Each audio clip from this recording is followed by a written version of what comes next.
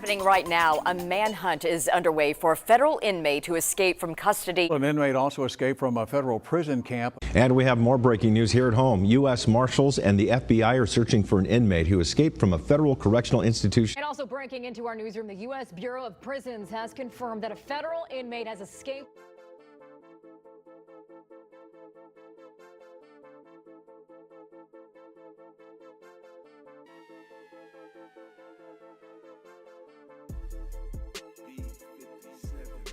In the year 2000, the Federal Bureau of Prisons will conduct an internal investigation into 3 alleged escapes by an inmate suspected in 2 murders, including at least one during his last escape.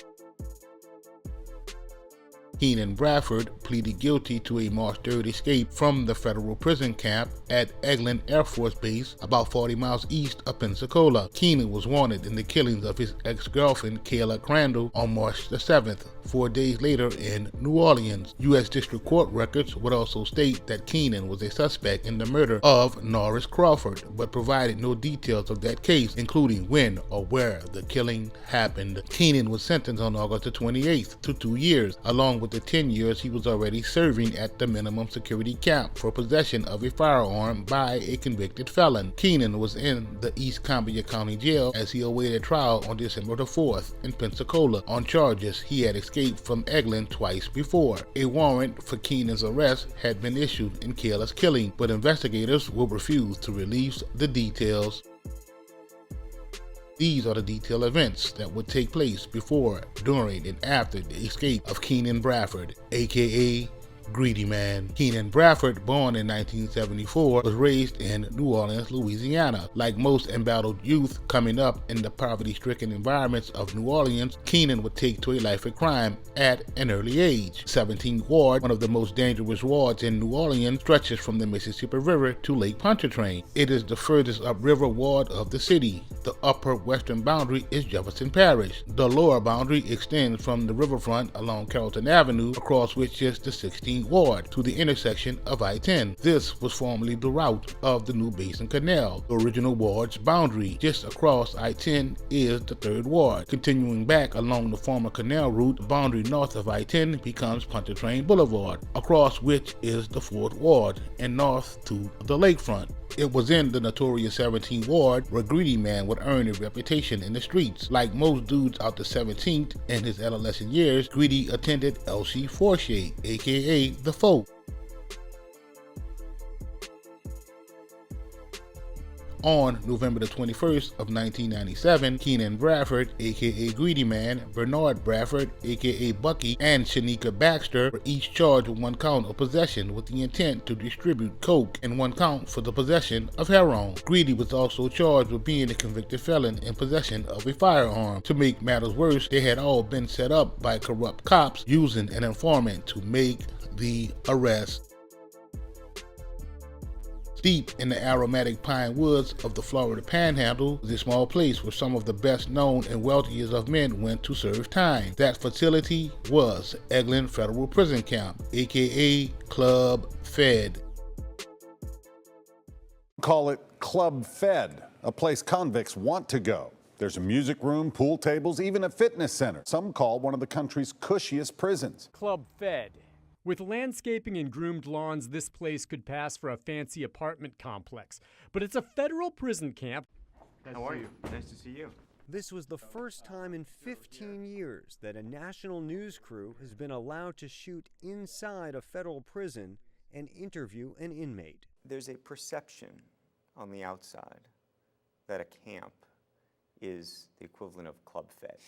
Yeah. True? False? False. I'm not going to pretend that serving time in a camp isn't easier than, say, serving time at a higher classification institution, because it is. But in the end, prison is prison. We are told where to be, when to be there. We're told what to eat, what to wear. It's stand-up counts and shakedowns and strip searches, all the same. Prison Strip searches? Yeah, of course. You leave this visitation room on a Saturday or Sunday, they're going to take you down. Everything's off to make sure that we're not bringing anything in. Minimum security prisons house inmates with less than 10 years left to serve. There are no cells or barbed wire, prisoners are not considered flight risks, and everybody works. Villette is among the roughly 6% of federal inmates doing time for white-collar crime. If you look at the people you've gravitated towards, your friends here, what are their backgrounds? All sorts of backgrounds. The majority of the folks that are incarcerated here are here on some type of drug conspiracy charge. So those are my friends. And do they know what you did? Oh yeah. Eglin was one of 27 federal work camps where the U.S. Bureau of Prisons housed its least dangerous felons. It was at Eglin where Greedy, who had underlying health conditions that required dialysis, would end up doing his time. Let's move on. March the 7th of 2000 in New Orleans, Louisiana, Kayla E. Crandall and Norris Crawford were both murdered in cold blood. It was alleged that the murders were committed by Keenan Bradford, aka Greedy Man, Kayla's estranged boyfriend.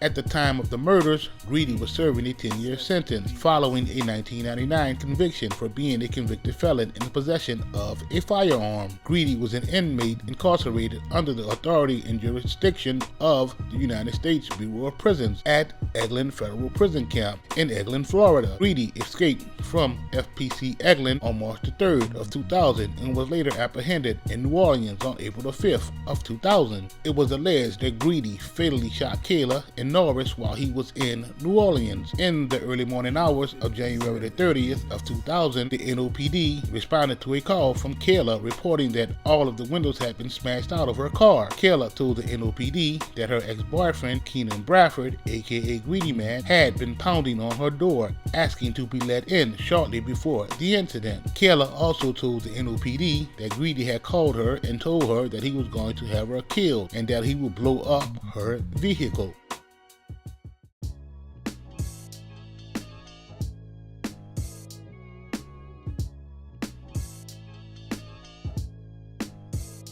At 10:30 a.m. that same morning, the NOPD responded to another call from Kayla, reporting that her car had been set on fire. In the late afternoon of January the 30th of 2000, Kayla placed a call to FPC Eglin to report that Greedy had been in New Orleans threatening her and had set fire to her car. How was Greedy able to be in two places at one time, you may ask? It's simple. Greedy would have someone stand in for him at count time.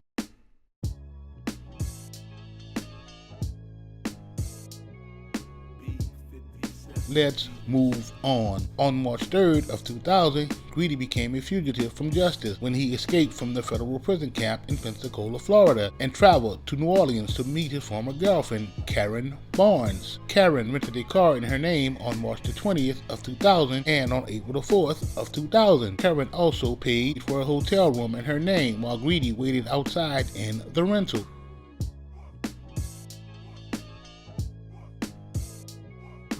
On April the 5th of 2000, deputies from the U.S. Marshal Service and agents from the ATF located the rental car at the hotel. The hotel management provided them with a key to the hotel room. Once inside the room, the agents questioned Karen and arrested Greedy, but not before they would get Karen to sign a form permitting them to search the rental. During the search, deputies discovered a fully loaded semi-automatic pistol beneath the driver's seat.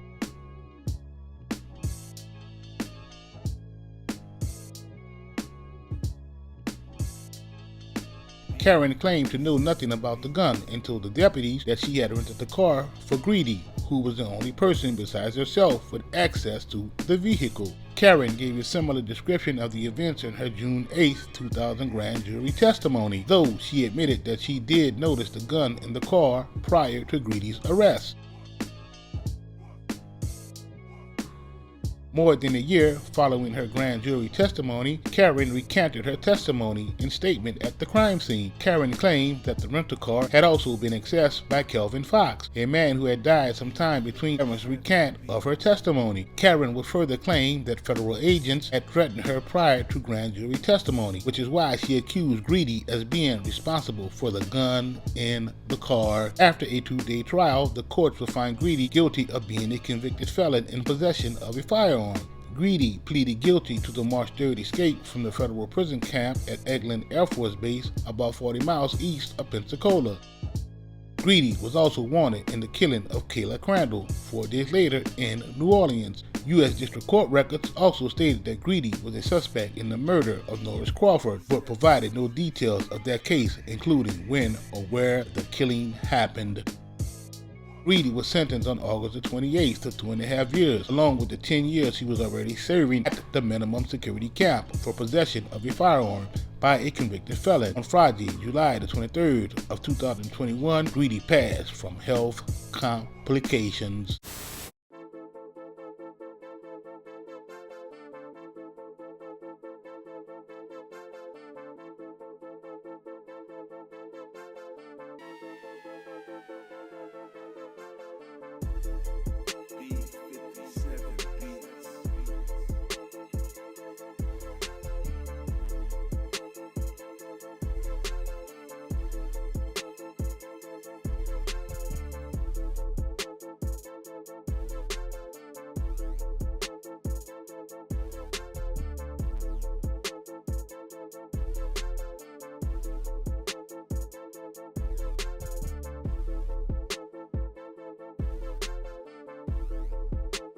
B57 Beats.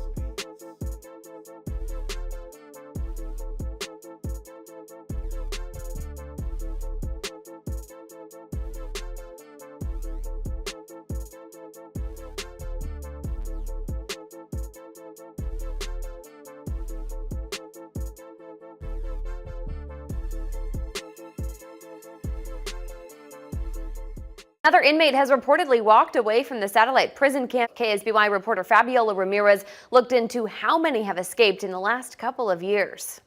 In the last 3 years, up to 11 inmates have escaped, something that has nearby residents concerned about. 5 inmates walked out in 2016, 4 escaped in 2017, and 2 inmates have been reported to date in 2018. And it seems like it's getting worse year over year, so there's concern for safety and things like that.